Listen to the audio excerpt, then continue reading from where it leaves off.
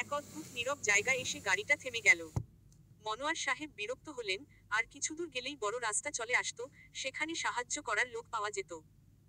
এখন এই শুনশান গ্রামের রাস্তায় কে সাহায্য করতে আসবে, যদিও ঘড়ির কাঁটায় এখন সবে রাত 10টা। তবে শহর অঞ্চলে রাত 10টাকে সন্ধ্যা হয়েছে বলা গেলেও গ্রামে এখন গভীর রাত। আনিসের আব্বা দেলোয়ার কি কইল? গাড়ি ঠিক হইতে কতক্ষণ? জানি না কতক্ষণ। আল্লাহ আল্লাহ করো আনিসের মা। আনিসার মা জোহরা বেগম ফোঁস করে ওঠেন। অনেকটা স্বগতোক্তির মতো করে বলেন, কপালের দোষ আমার, পোলার বিয়া দিয়া শান্তি পাইলাম না এক ফোঁটা। প্রথম বিয়া চাল কোন পরিবারে দিলাম, মাইয়াও হইছে একটা অপা। এখন এই চরে আইসা আরেক অশিক্ষিত চাষার পরিবারে পোলার বিয়া দিতে হইল। কপাল খারাপ আমার। আল্লাহ জানে এই বউ আসলেই ভূতে ধরানি মাইনসে কয়, কথা যা রটে তার কিছু তো বটে। না হইলে একদম ভালো গাড়ি কথাবার্তা ছাড়া এমন কইরা বন্ধ হইয়া যায়। আহ আনিসের মা, তোমারে কতদিন কইছি মানুষেরে একটু মায়া কইরা কথা কও। মাত্র বিয়া হইল, এখনই নতুন বউরে মন্দ কইও না। আর এই সব ভূত পেতনির গল্প গেরামের মানুষের অন্ধবিশ্বাস। চুপ থাকেন, আমারে কথা শিখাইন না। সবকিছু অন্ধবিশ্বাস না। আমি আগে দেখি কেমন কামের নতুন বউ। আগে তো এমন একজন আনছি, বুকের উপর বৈশা রক্ত শুষতাছে আমার। এ কেমন হয় সময়ই বইল্লা দিব। বারবার কইছি বেলা থাকতে বাইর হই আনিসের মা। কিন্তু তারপরও 8টা বাজলো। বেলা থাকতে বাইর হইলে এত বিপদ হইতো না। বেলা থাকতে বাইর হইলে গাড়ি নষ্ট হইতো না কেমনে জানেন আনিসের বাপ? কপালে যা আছে তাই হইছে। মনোয়ার সাহেবের বিরক্তি বাড়ে, তবে কথা আর বাড়ান না। পারতপক্ষে স্ত্রী জোহরা বেগমের সাথে তিনি বাকবিতণ্ডায় জড়ান না। মনোয়ার সাহেব খন্দকার বাড়ির একমাত্র জামাই। 27 বছর আগে যখন খন্দকার বাড়ির মেয়ে জোহরাকে বিয়ে করেন তখন তিনি ছিলেন খন্দকার সাহেবের আত্মের কাশিয়ার। গরিব ঘরের, দেখতে শুনতে ভালো আর চলনসই শিক্ষিত ছেলে মনোয়ারকে খন্দকার সাহেবের একমাত্র মেয়ের জামাই করার কারণ ছিল, আদরের মেয়েকে তিনি দূরে শ্বশুর বাড়িতে পাঠাতে চাইতেন না। বিয়ের পর তাই জোহরা শ্বশুরবাড়ি না গিয়ে মনোয়ার সাহেবই শ্বশুরবাড়িতে থিতু হন। খন্দকার সাহেব সোনাপুর বাজারের বড় ব্যবসায়ী ছিলেন। 3টি ধানের আড়ত আর চর এলাকায় বিপুল জমির মালিক খন্দকার সাহেব সারা বছর চাল মজুদ করতেন আর সময়ে অসময়ে চালের দাম বাড়াতেন। এক ধান চালের ব্যবসা করে যেমন ফুলে ফেপে বিপুল সম্পদের মালিক হয়েছিলেন, তেমনি শত্রুও বানিয়েছিলেন। দিন 15 আগে হয়তো তেমন কারো হাতেই নৃশংসভাবে খুন হয়েছিলেন খন্দকার সাহেব। বাবার মৃত্যুর মাত্র 15 দিন পর ছেলের বিয়ে দিচ্ছেন জোহরা বেগম। যদিও সবাই অন্তত 40 দিন পার করতে বলেছিলেন, কিন্তু কোন এক পীর বাবা নাকি এই তারিখ ঠিক করেছে। এই তারিখে বিয়ে হলে আনিসের সমস্ত বালা মুসিবত কেটে যাবে। এখন জোহরার হাতেই বাবার সমস্ত সম্পদ। জেদি একগু এই মহিলা কখনোই স্বামী শ্বশুর বাড়ি কাউকে গোনায় ধরে না। একমাত্র তার সমস্ত শক্তি এসে শেষ হয় ছেলে আনিসে। আনিস তার দুর্বলতা। তাই আনিসের সাথে জড়িত যেকোনো বিষয়ে জোহরাই সিদ্ধান্ত নেয়। অবশ্য বিয়ের বড় কোন আয়োজন হয়নি। একান্ত ঘরের মানুষ এসেছে বরযাত্রী রূপে। 1 মাস পর আয়োজন করে আত্মীয় স্বজন আর গ্রামের লোকজনকে দাওয়াত খাওয়ানো হবে। আনিস চুপচাপ বসে আছে। নতুন বউ, বিয়ে কোন কিছু নিয়েই তার উৎসাহ নেই। এই যে গাড়ি বন্ধ হয়ে আছে, তাতেও তার কোন হেলদোল নেই। এতে অবশ্য কেউ অবাকও হয় না। পরিস্থিতি অনুযায়ী আনিস যে আর 10 জনের মতো আচরণ করবে না, এটাই বরং সবার কাছে স্বাভাবিক। তাদের কাছে আনিস অদ্ভুত দর্শন পাগল ছেলে। সবাই জানে আনিসের মা তাকে একটা খেলার পুতুল বানিয়ে রেখেছে, আনিস কিছু বোঝে না। কিন্তু আনিস সবই বোঝে। কে তাকে উপহাস করে, কে তাচ্ছিল্য করে বা কে ভালোবাসে, তার সবকিছুই আনিস টের পায়। এই যে যেমন আনিস জানে মা তাকে ভীষণ ভালোবাসা। কিন্তু মায়ের সমস্ত ভালোবাসা যেন আনিসের উপরই খরচ হয়ে গিয়েছে, আর কারো জন্য বিন্দুমাত্র মায়া, মমতা, ভালোবাসা কিছু অবশিষ্ট নেই। সে ছাড়া আর সবাই মা জোহরা বেগমকে হয় অপছন্দ করে নয়তো ভয় পায়। স্ত্রী ইসমানুর তো বোধ হয় শাশুড়িকে ঘৃণাই করে। ইসমানুর আনিসের প্রথম স্ত্রী। এই মুহূর্তে এই গাড়ির 9 জন বরযাত্রীর ভেতর ইসমানুরও একজন। আনিসের মতো ইসমানুরও পাথর হয়ে বসে আছে। স্বামীর দ্বিতীয় বিয়ের বরযাত্রী হওয়াটা তো সহজ কথা নয়। ইসমানুরকে শাশুড়ি জোহরাই সাথে করে এনেছেন। এর মাধ্যমে তিনি দুটো পয়গাম নতুন কুটুম্বদের পৌঁছাতে চেয়েছেন। এক যে, আনিসের জীবনে তার স্ত্রীদের আগে মায়ের জায়গা, জোহরা বেগম যা চাইবেন সবাই সেভাবেই সেটা করতে বাধ্য। 2, তিনি ছেলেকে নিয়ে বা ছেলের দ্বিতীয় বিয়ে নিয়ে তিনি কোন লজ্জা বোধ করেন না। সবার সামনে সহজভাবেই সব স্বীকার করার শক্তি তার আছে। তাই কোন গোপনীয়তা বা লোকচক্ষুর আড়ালে কাজে করার ধার ধারেন না। ড্রাইভার দেলোয়ার ছাড়া পরিবারের বাহিরের 2 জন বরযাত্রী হলো জোহরার চাচাতো ভাই সানোয়ার আর তার স্ত্রী।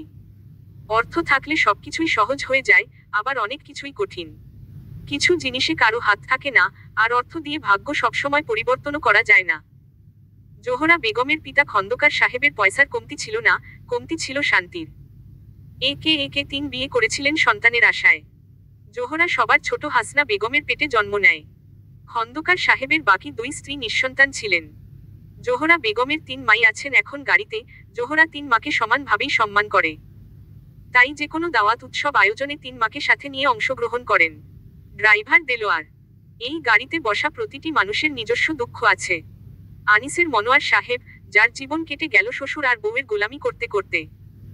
জোহরাকে বিয়ে করে অভাব দূর হয়েছে ঠিকই, কিন্তু সুখ মরীচিকাই হয়ে আছে। জোহরা বেগম নিজেও কম মানসিক কষ্টে নেই। যদিও সম্পদ আর ক্ষমতা ধরে রাখতে সবসময় কণ্ঠে সাহস রেখে কথা বলেন, কিন্তু তার কষ্টের জায়গা একমাত্র ছেলে আনিসের অসুস্থতা। জোহরার 3 মায়ের জীবনেই ব্যক্তিগত পাওসা না পাওয়া জায়গাটা প্রাপ্তির চেয়ে অনেক বেশি। জোহরার চাচাতো ভাই সানোয়ার আর তার স্ত্রী যদি তাদের জীবনে সবচেয়ে বেশি কাউকে অপছন্দ করে থাকেন তাহলে সেটা জোহরা আর তার পরিবার, কিন্তু আর্থিকভাবে তারা জোহরার প্রতি নির্ভরশীল, তাই চাইলেও সে অপছন্দ প্রকাশ করতে পারেন না, বরং জোহরার সকল কাজে হাত কচলে হাজির হয়ে যায়। তাছাড়া তাদের একমাত্র ছেলে জাহিদের বয়স সবে 5 বছর হলেও এখনো কথা বলতে পারে না। কিছু দুর্বোধ্য শব্দ করে ঠিকই, কিন্তু তা ভাষার রূপ পায় না। ছেলের চিকিৎসা করতে টাকা প্রয়োজন, আর সেই টাকার জন্যই তাদের জোহরা বেগমের পাশে থাকা প্রয়োজন। আনিস আর চোখে পেছনের দিকে তাকায়। ইসমানুরকে দুঃখী মুখে বসে থাকতে দেখতে আনিসের কখনোই ভালো লাগেনি। মায়ের পর যদি আর কোন পূর্ণবয়স্ক মানুষের সত্যিকারের ভালোবাসা আনিস পেয়ে থাকে, তাহলে তা দিয়েছে ইসমানুর। আর 10 জনের চেয়ে আনিসের চেহারা, শরীর যে আলাদা এই নিয়ে ইসমানুর কখনো হীনমন্যতা দেখায়নি। মায়ের পর ইসমানুর আরেকজন মানুষ যে স্বামীকে তার মতো করেই গ্রহণ করেছিল, অন্তত আনিস তাই ভাবত।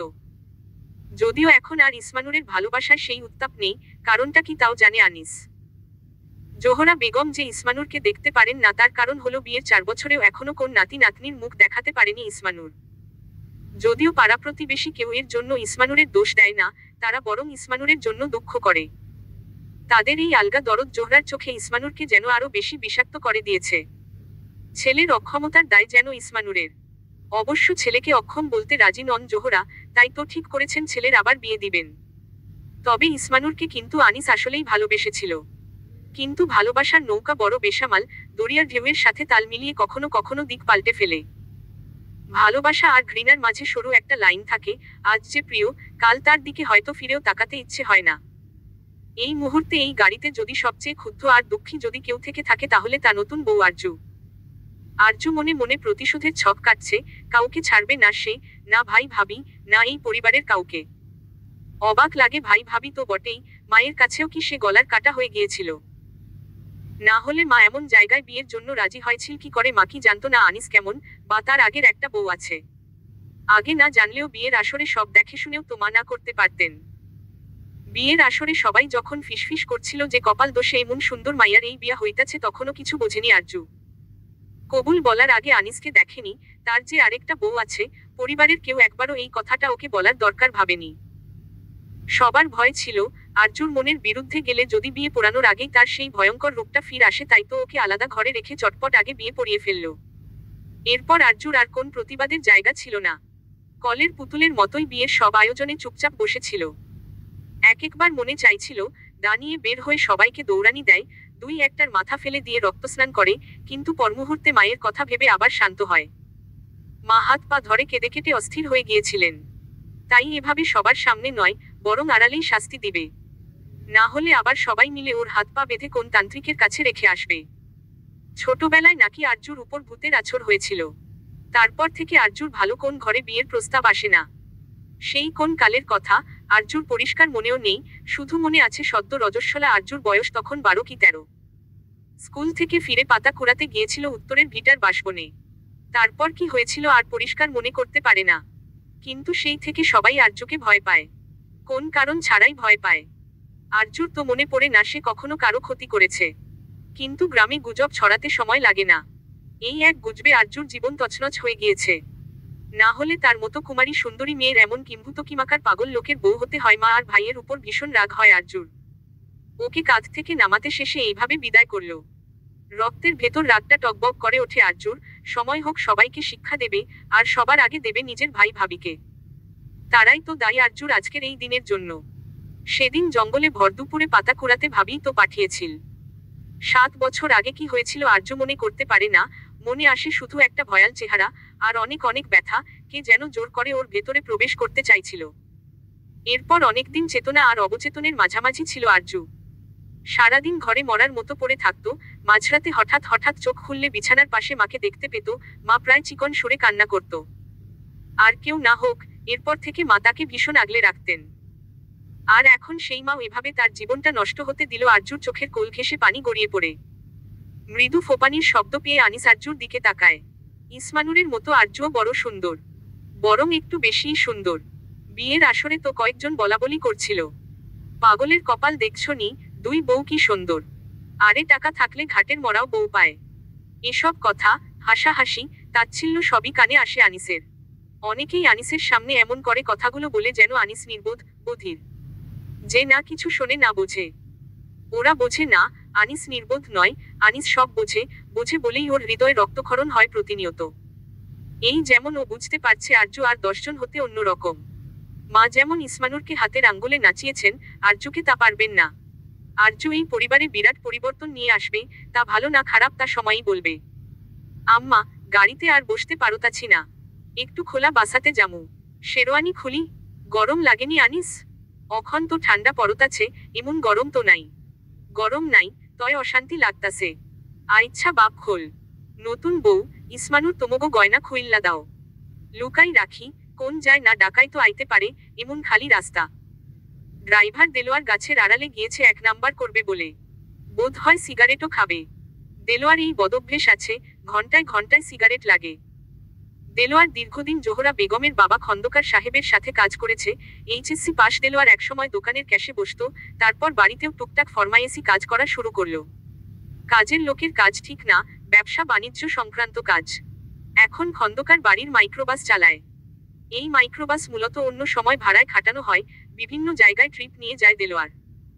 মনোয়ার সাহেব ফোনে মাইজদি থেকে ভাড়ায় অন্য গাড়ি আনানোর ব্যবস্থা করেছেন। ভাড়া ডাবল লাগবে, তবে গাড়ি রওনা দিয়েছে।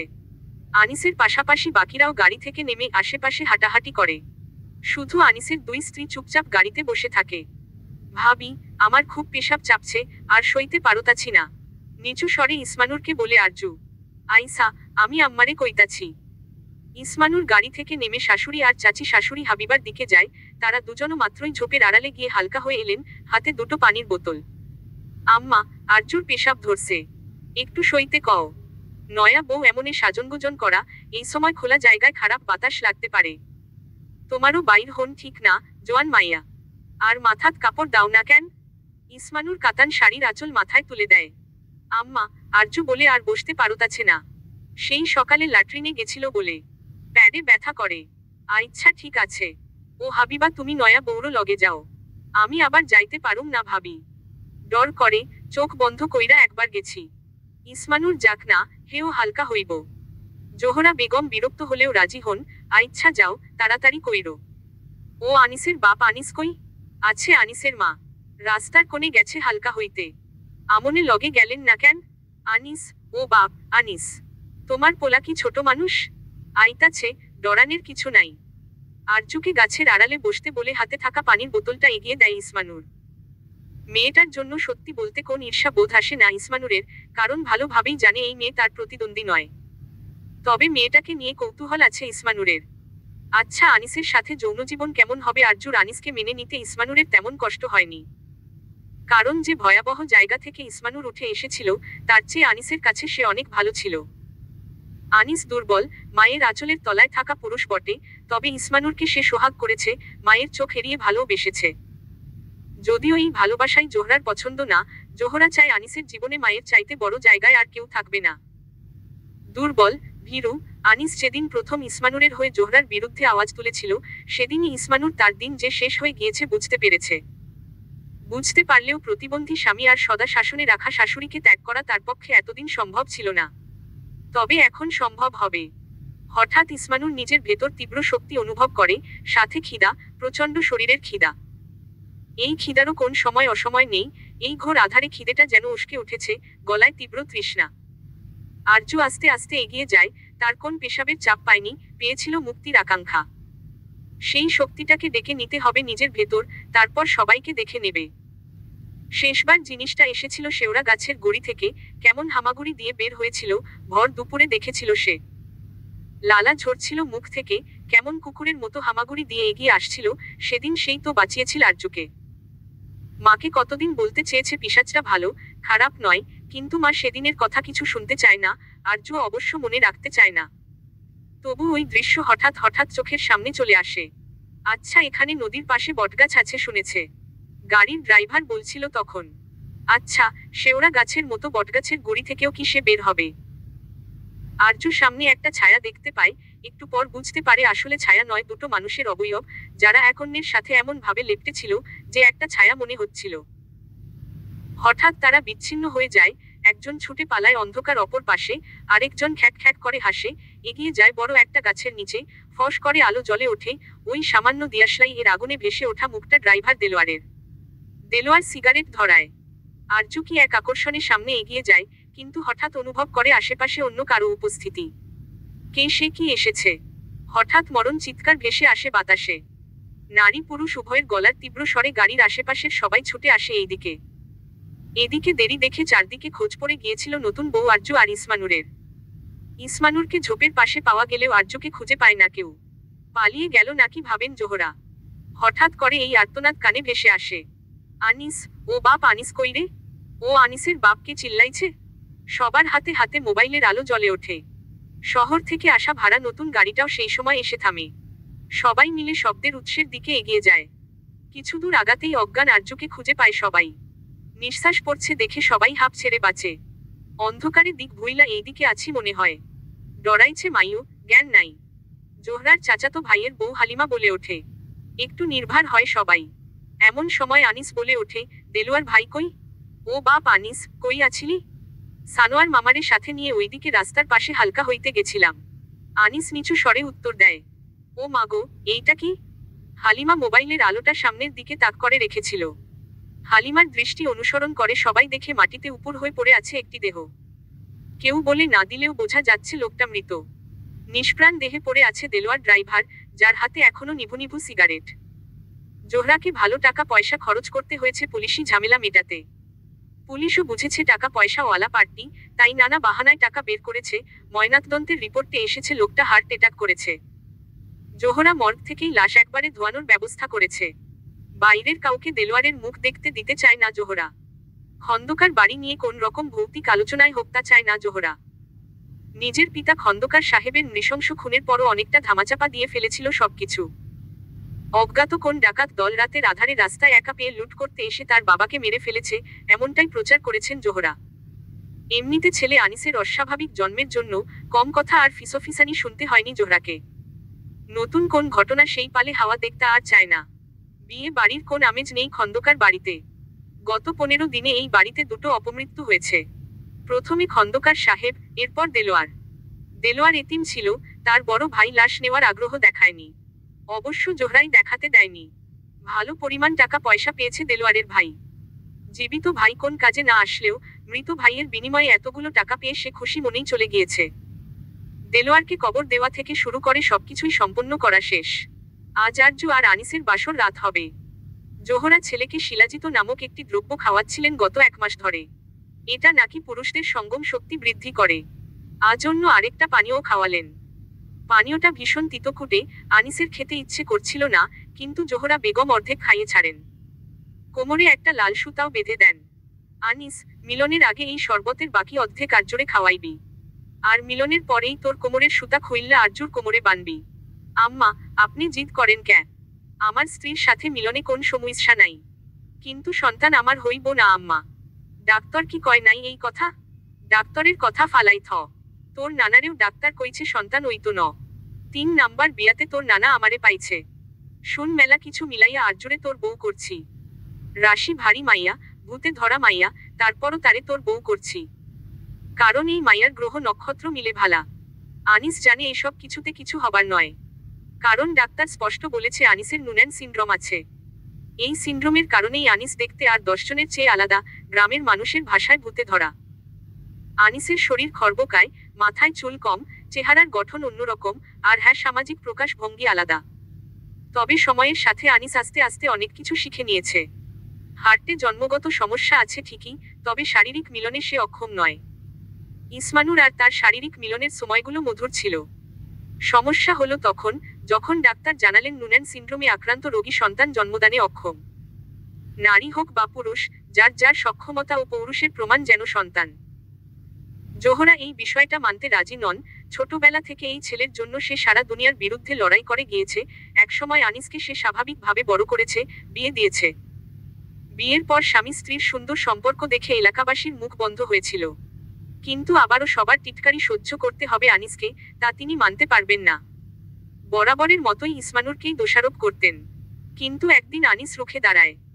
স্পষ্ট স্বরে মাকে মনে করিয়ে দেয় যে ডাক্তার তো বলেছে সমস্যা তার, ইসমানুরের নয়। জোহরা তাই ভীষণ রাগ হয়েছে। আনিস এই কথা বাহিরে বলুক তা তিনি চান না। এই বিষয়ে মন কষাকষি এতদূর চলে গিয়েছে যে ইসমানুর আর আনিসের মাঝেও চলে এসেছে দূরত্ব। নিজের অপরাধ নেই জানার পর থেকে ইসমানুরও কোন অপমান এখন মুখ বুঝে হজম করতে চায় না, বরং এই শৃঙ্খল ভাঙতে চায়। বাসর ঘরে ঢোকে আনিস। হাতে শরবতের গ্লাসটা আরজুর দিকে বাড়িয়ে দিয়ে বলে, আরজু, আম্মা খাইতে দিছে, খাও। না, খামু না। এইসব লতাপাতার রস খাই লাভ নাই। ইসমা বুবুর কাছে শুনছি আপনার সমস্যা আছে। এমনিও আপনেরে দেখলে আমার কেমন ডর করে। আল্লাহ আপনের মায়ের বিচার করুক। আম্মা তো মিথ্যা কথা বইলা তোমারে আনে নাই আরজু। তোমার ভাইরে জমি দিছে গেরামে, জমির বদলে আনছে তোমারে। তোমার মায়ে জানতো, সেও কোন বাধা দেয় নাই। তাইলে আম্মার দোষ কেন দাও? আচ্ছা তুমি ঘুমাও, তোমারে ধরুম না। আর শুনো, রস না খাইলে গোপনে ফালাই দিও আর এই লাল সুতা কোমরে বাঁধো, আম্মা নাইলে রাগ করব। এভাবেই কেটে যায় আরো 10টি দিন। খন্দকার সাহেবের মৃত্যুর আজ 1 মাস হলো। জোহরা বাবার জন্য এতিমখানায় দোয়া পড়িয়েছেন, রাতে মসজিদে বিরিয়ানি আর ফিন্নি বিলিয়েছেন। আত্মীয় স্বজন ও গ্রামের মানুষদের অনেকেই এই দোয়ার আয়োজনে শরিক হয়েছেন। তাদেরই একজন আরজুর ভাই হারুন। জোহরা ফোন দিয়েছিল, আরজু নাকি কয়দিনের জন্য বাড়িতে যেতে চায়, মাকে দেখবে। বিরক্ত হলেও বড়লোক আত্মীয়র কথা ফালানো যায় না, তাছাড়া বিপদ আপদের কথা বলে হয়তো কিছু টাকাও বের করা যাবে। তাই হারুন চলে এসেছে। খাওয়া দাওয়া শেষ হতে হতে রাত 9টা। হারুন বাজারে যায়, ভালো খাওয়া দাওয়ার পর একটু নেশা না হলে জমে না। বোনকে বিয়ে দিয়ে হাতে এখন মালপানিও ভালো আছে। আজ জোহরা আরো কিছু টাকা দিলেন, কাল সকালে বোনকে নিয়ে বাড়ি যাবে। সকাল নামে খন্দকার বাড়ির উঠোনে। এই বাড়ির পেছনে পুকুর, পুকুরের ওপারে আম কাঁঠালের বাগানের পর পারিবারিক কবরস্থান, আর সামনে সুপারি বাগান। সব মিলিয়ে দোতলা খন্দকার বাড়ির মতো এত সুন্দর বাড়ি সোনাপুর অঞ্চলে কমই আছে। হারুন কাল রাতে বাড়ি ফেরেনি। খ্রিস্টান পাড়ায় গিয়েছিল বাংলা মদের খোঁজে, এতটুকু তথ্য পাওয়া গেলেও এরপর কোথায় গিয়েছে কেউ জানে না। হারুনের ফোনও বন্ধ। আরজুর মুখটা শুকিয়ে অর্ধেক হয়ে যায়। সত্যি কি সেদিন সে পিশাচটাকে ডেকে এনেছে? পিশাচটা কি এবার রক্তপিপাসু হয়ে ফিরে এসেছে, আবার কি তার ভেতরে প্রবেশ করেছে সেই অপশক্তি? আরজুর মনে ভাই ভাবির জন্য অনেক ঘৃণা আছে সত্যি, কিন্তু ভাইয়ের বড় কোন ক্ষতি সে কামনা করে না। বিস্ময়কর হলেও 2 সপ্তাহ পার হলেও হারুনের খোঁজ আর পাওয়া যায় না। কেউ বলে খুন হয়েছে, কেউ বলে অনেকগুলো টাকা হাতে পেয়ে মা আর বউকে রেখে পালিয়ে গিয়েছে। বোনকে বিয়ে দিয়ে যে জমিটা পেয়েছিল, তা বিক্রি করে দিয়েছিল হারুন। আনিস আর জোহরা বেগম ছাড়া বাকি সবাই আরজুকে কেন জানি ভয় পায়। এই মেয়ের সাথে বিয়ে ঠিক হওয়ার পরই তো এত এত বিপদ এসেছে। জোহরা বেগমের চাচাতো ভাই সানোয়ারের বাড়ি পাশাপাশি হলেও এখন সানোয়ার বা হালিমা এই বাড়িতে আসে না, বাড়িতেও নেই তারা। হারুনের মৃত্যুর 15 দিন পর মারা যায় জোহরার বড় মা। অবশ্য তার মৃত্যু স্বাভাবিক ছিল, ঘুমের ভেতরই মারা যান। এর 15 দিন পর মারা যায় জোহরার মেজমা। রাতে পুকুর পাড়ে পা পিছলে পড়ে গিয়ে মাথায় আঘাত পেয়ে মারা যান। এই মৃত্যুও দুর্ঘটনা, কিন্তু প্রতি 15 দিন অন্তর একটা মৃত্যু সবাইকে আতঙ্কিত করে তুলেছে। আজ মেজমা মারা যাওয়ার 15 দিন হতে চলল। খন্দকার বাড়ির বাধা কাজের লোকের গত 2 দিন ধরে আসছে না। আশেপাশের লোকজনের মনে আতঙ্ক, এইবার জানি কার পালা। হালিমা তো ছেলে আর স্বামীকে নিয়ে 2 দিন আগেই বাপের বাড়ি চলে গিয়েছে। গত 2 মাসে একে একে 5টা মৃত্যু হয়েছে এই বাড়িকে ঘিরে। ও আক, ও আক। ওই ইসমা, কি হইছে? সকাল থুন খালি এই করতাছস? চুরি কইরা এইটা সেইটা সারাদিন খাস, বদহজম তো হইবই। আম্মা মাথা ঘুরে খালি, বুক ধরফর করে। মাসিকও বন্ধ 1.5 মাস ধইরা। কি কস তুই? আগে কইবি না? বাবা হওয়ার সংবাদে আনিস অবাক হয় না। যদিও ডাক্তার তো স্পষ্ট করে বলেছিল তার শারীরিক সম্পর্কে কোন সমস্যা না থাকলেও বাবা হওয়া সম্ভব না। তারপরও সহজভাবেই নেয় আনিস। আর জোহরা বেগম তো ভীষণ খুশি, চারদিকে মিষ্টি বিলালেন। আরজু যদিও আনিসের ধারে কাছে যায় না, কিন্তু এই সংবাদে একটু হলেও ঈর্ষা হলো। জোহরা বেগম ঠিক করেছেন এখন থেকে সপ্তাহে 4 দিন আনিসকে ইসনানুরের কামরায় আবার পাঠাবেন। হবু বাবা মায়ের ভেতর মিল মহব্বত দরকার আছে। আজ আবার 15তম দিন। গত 5টা মৃত্যু 15 দিনের বিরতিতেই হয়েছিল। যদিও হারুনের লাশ খুঁজে পাওয়া যায়নি, সে বেঁচে আছে না মারা গিয়েছে জানে না কেউ। জোহরা বেগম আজ নিচের ঘরগুলো ভালো করো বন্ধ করে আরজুর কামরায় চলে আসেন। তার স্বামী মনোয়ার সাহেব বাড়িতে নেই, মাল কিনতে ঢাকা গিয়েছে। যদিও জোহরা জানে মনোয়ার সাহেবও অজানা আতঙ্কে পালিয়েছেন। আরজুর কামরায় এসে জোহরা বলেন, আরজু, তুই ডরাইলে আমি এই ঘরে থাকতে পারি। খাড়া বালিশ লইয়া আসি। জোহরার এই ভালোবাসায় আরজু অবাক হয়ে যায়। ইসমানুর গর্ভবতী হওয়ার পর আরজুর দিকে কোন মন নেই জোহরার। আরজু তো ভাবছিল এই বাড়িতে তার দিন শেষ। তবু মাথা নেড়ে হ্যাঁ বলে। রাত গভীর হয়, আনিসের চোখে ঘুম নেই। পাশে ঘুমন্ত ইসমানুরের মুখটা ওর মনে কোন মায়া সৃষ্টি করতে পারে না। ইসমানুরের গর্ভের সন্তানের জন্য করুণা হয়, কিন্তু এই ঘৃণা আর পাওয়ার আকাঙ্ক্ষাকে যে সে নিয়ন্ত্রণ করতে পারছে না। সবাই আনিসের মাথার সাদাটে রঙের কয়েকগাছি চুল, ফ্যাকাশে পাতলা চামড়া, খর্বকায় শরীর আর কিম্ভূতকিমাকার চেহারাই দেখে। আর 10 জন থেকে দেখতে আলাদা বলে তাকে সবসময়ই বিচ্ছিন্ন করে দেওয়া হয় এই সমাজে। কিন্তু তার মনটা তো আর 10 জনের মতোই। সে তো সব বোঝে, ভালোবাসা, ঘৃণা সব। সন্তান না হওয়ার দায়িত্ব সে মাথা পেতেই নিয়েছিল। ইসমানুর মুক্তি চাইলে তাও দিতে রাজি ছিল। জোহরা বেগম ভাবেন, তার ইচ্ছায় আনিস দ্বিতীয় বিয়ে করেছে, কিন্তু আনিস তো কোনোদিন ইসমানুরের জায়গায় অন্য কাউকে দেখেনি। আরজুকে সে বিয়ে করত না, যদি না সেদিন গভীর রাতে ইসমানুরকে দেলোয়ারের ঘরে যেতে না দেখত। আনিসের শক্তি ছিল ইসমানুর, অথচ সেই রাতে ইসমানুর যেন চোখে আঙ্গুল দিয়ে দেখালো, শুধু সন্তান না শারীরিক সুখ দিতেও অক্ষম আনিস। দেলোয়ারকে মরতেই হতো। ইসমানুর পালাতে চেয়েছিল দেলোয়ারের হাত ধরে।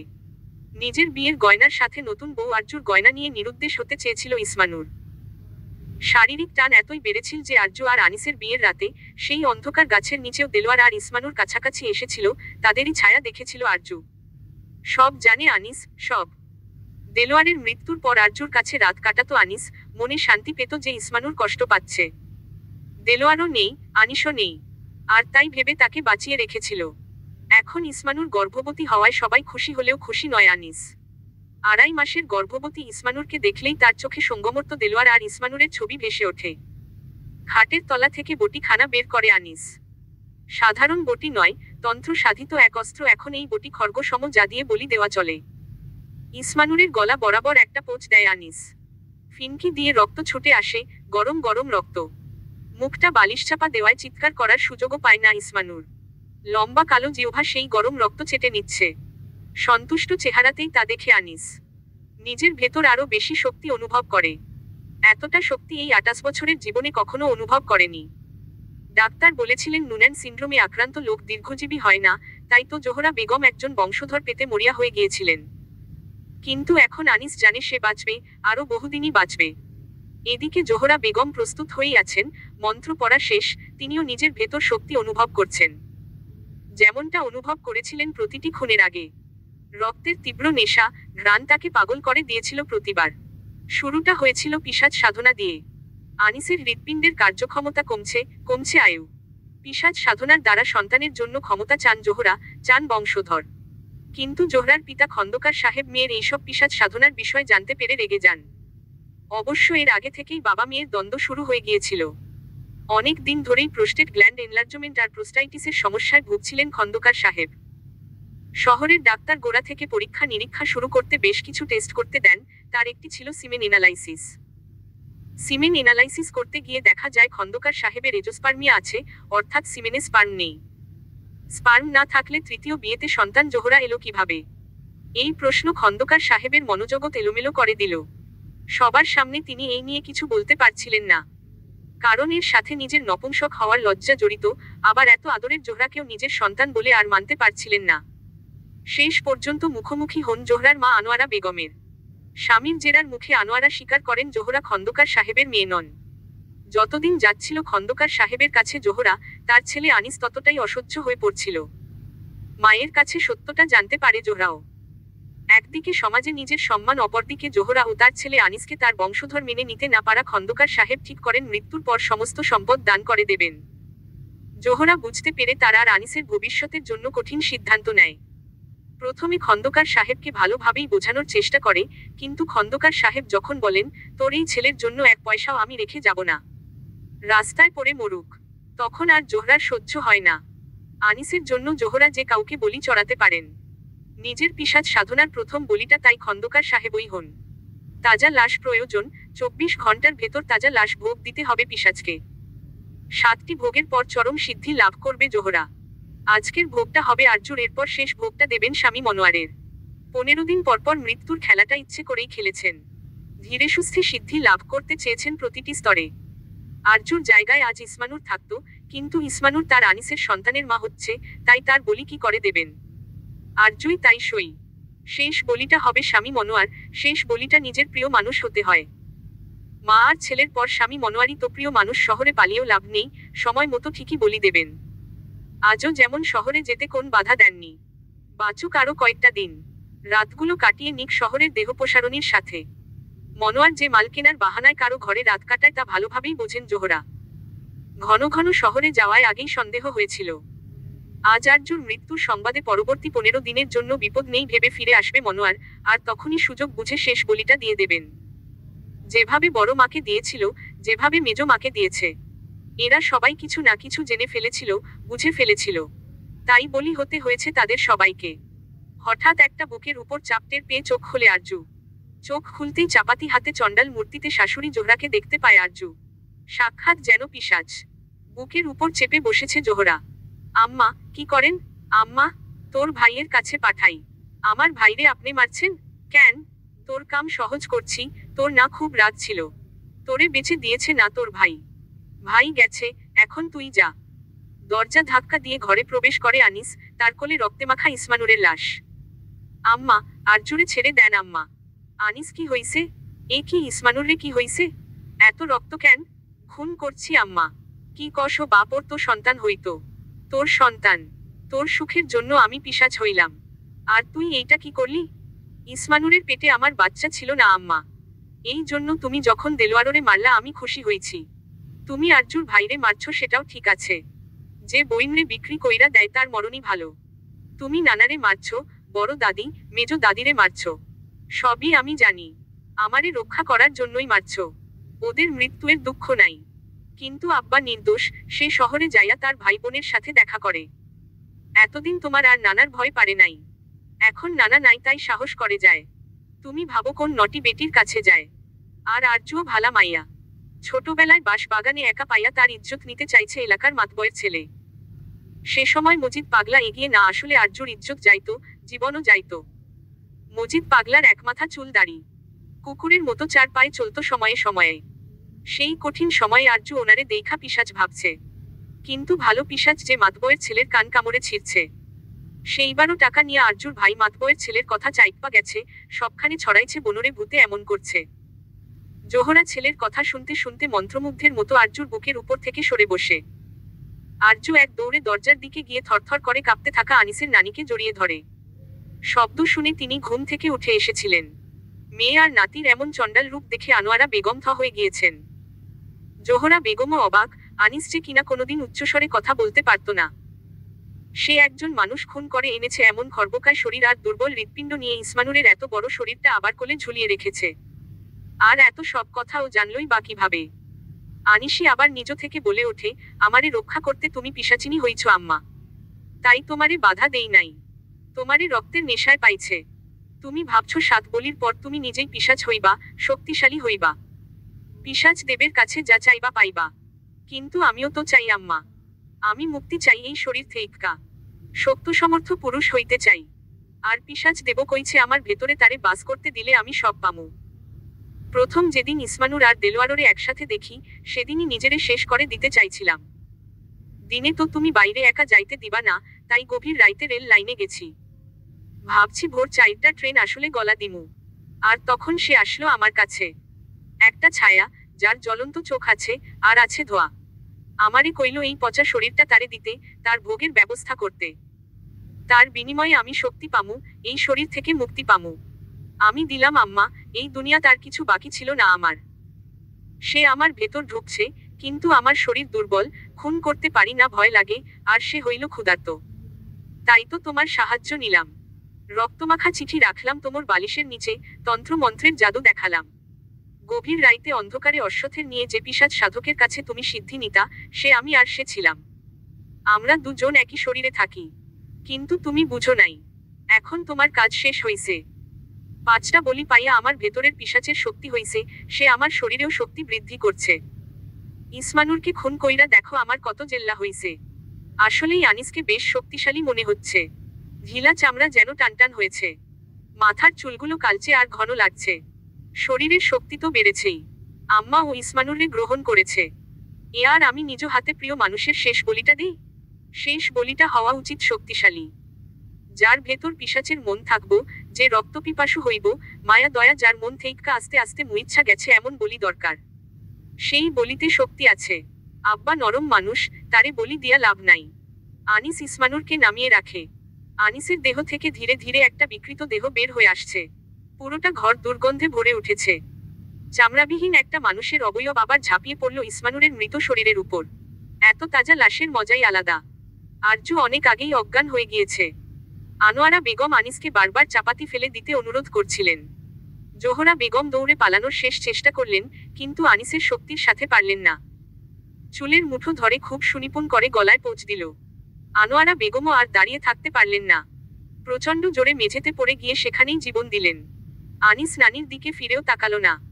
ছিটকে আসা গরম রক্তে যে নবজীবন পাচ্ছে আনিস। পুরনো শরীরটার জায়গায় তৈরি হচ্ছে কৌমার্য আর সৌন্দর্যে পরিপূর্ণ যুবকের দেহ। খন্দকার বাড়িতে পিশাচের আক্রমণে একরাতে সবাই শেষ। মনোয়ার সাহেবের কপাল ভালো, শহরে ছিলেন তাই বেঁচে গিয়েছেন। এই পিশাচ এসেছে আরজুর সাথে। আরজুর সাথে ছোটবেলা থেকেই আছে এই পিশাচ। যেই আরজুকে গ্রহণ করতে আসবে, তারই এই অবস্থা করবে পিশাচ। মুখরোচক এই গল্প ঘুরে বেড়ায় পুরো অঞ্চল জুড়ে। এতগুলো রহস্যময় খুনের কোন কুলকিনারা করতে পারেনি পুলিশ। সবার লাশের ভেতর আনোয়ারা বেগমের লাশটাই স্বাভাবিক, আর বাকি দুটো বিভৎস। আনিসের লাশ তো লাশ খুঁজেই পাওয়া যায়নি। বিস্ময়কর ব্যাপার হলো উইলে দেখা যাচ্ছে খন্দকার সাহেবের সমস্ত সম্পদ পেয়েছেন তার জামাতা মনোয়ার সাহেব। এই উইলের কথা মনোয়ার সাহেবও জানতেন না। কিভাবে কি হলো জানা নেই তার। তবে জীবনের শেষ দিনগুলো আর্থিক কষ্ট ছাড়া আবার পরিবারের মানুষদের সাথে কাটাতে পারবেন বলে শান্তি লাগছে। যদিও একমাত্র সন্তান আনিসকে হারিয়ে ভালো নেই তিনি। তবে স্ত্রীর জন্য কোন অনুভূতি নেই তার। সারাটা জীবন স্ত্রী কি, তার ভালোবাসা কি, তা বুঝতেই পারেননি, শুধু কেনা গোলামি হয়েছিলেন। আরজুকে এখন বেশিরভাগ সময় বেঁধেই রাখেন মা শাহানা খাতুন। ছেলে হারিয়েছেন, ছেলের বউকে তার পরিবার অন্যত্র বিয়ে দিয়েছে। একমাত্র মেয়েকে নিয়ে কোনোরকমে টিকে আছেন তিনি। যদিও গ্রামের মানুষ আরজুকে পিশাচিনী বলে কম অত্যাচার করে না। তবে আজ দিনটা ভীষণ ভালো। কোথা থেকে এক সুন্দর রাজকুমারের মতো ছেলে এসেছে। আরজুকে সব জেনে শুনে স্ত্রী করতে চায়। শহরে নাকি বড় ব্যবসা করে। আর আরজু যে মানুষ দেখলে খেপে যায়, সেও কি সহজ করে মাথায় ঘোমটা দিয়ে লাজুক মুখ করে বসে আছে, ওনাকে বলেছে, আম্মা, বিদায়ের ব্যবস্থা নেন। আমি তো ওনার অপেক্ষাতেই আছিলাম। পিশাচিনীর পিশাচ আসছে। শেষ। ও আর লোক। সকল পর্ব একসাথে।